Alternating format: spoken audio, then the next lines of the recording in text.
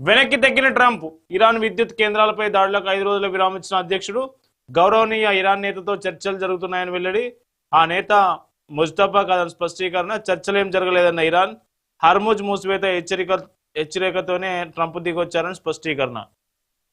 హర్మూజ్ను తెరవకపోతే ఇరాన్లోని విద్యుత్ కేంద్రాలపై భీకర దాడులు చేస్తామన్న అమెరికా అధ్యక్షుడు ట్రంప్ అనూహ్యంగా వెనక్కి తగ్గారు.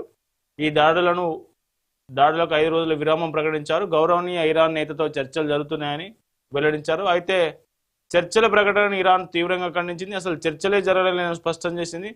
హార్మూజ్ను పూర్తిగా మూసివేస్తామని హెచ్చరించడంతోనే ఆయన దిగి వచ్చారని పేర్కొని ఆర్థిక చమురు మార్కెట్ల స్థిరీకరణ కోసం జరుగుతున్న ప్రయత్నం మీదని వ్యాఖ్యానించింది. యుద్ధం నేపథ్యంలో సోమవారం స్టాక్ మార్కెట్లు అల్లకల్లోలమయ్యాయి.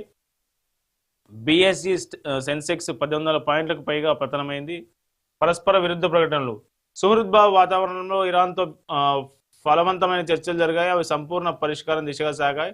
ఈ వారమంతా చర్చలు జరుగుతాయి. ప్రస్తుతం జరుగుతున్న సమావేశాలు చర్చల ఫలితంగానే విద్యుత్ ప్లాంట్లపై దాడులు నిలిపేస్తున్నామని సామాజిక మాధ్యమ వేదిక ట్రూత్ సోషల్లో ట్రంప్ ప్రకటించారు. అయితే చర్చల వివరాలను ఎక్కడ జరుగుతుంది ఆయన వెల్లడించలేదు.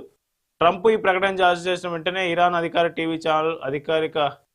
టీవీ ఛానల్ ఒక ప్రకటన చదివి వినిపించింది అనేది అందుకు సంబంధించి. మొత్తానికి అయితే ట్రంప్ వెనక్కి తగ్గిండు. వెనక్కి తగ్గడం వల్ల అది అమెరికాతో పాటు మిగతా దేశాలకు కూడా కొంత మేలు చేసే అవకాశం ఉంటుంది. మరి దీని మీద ఈ వెనక్కి తగ్గిన 6 రోజులు 5 రోజులు విరామం ప్రకటించింది కదా. సో ఈ విరామం తర్వాత మళ్ళీ దాడులు మొదలు పెడతారా ఏంటనేది చూడాలి. మదుపర్ల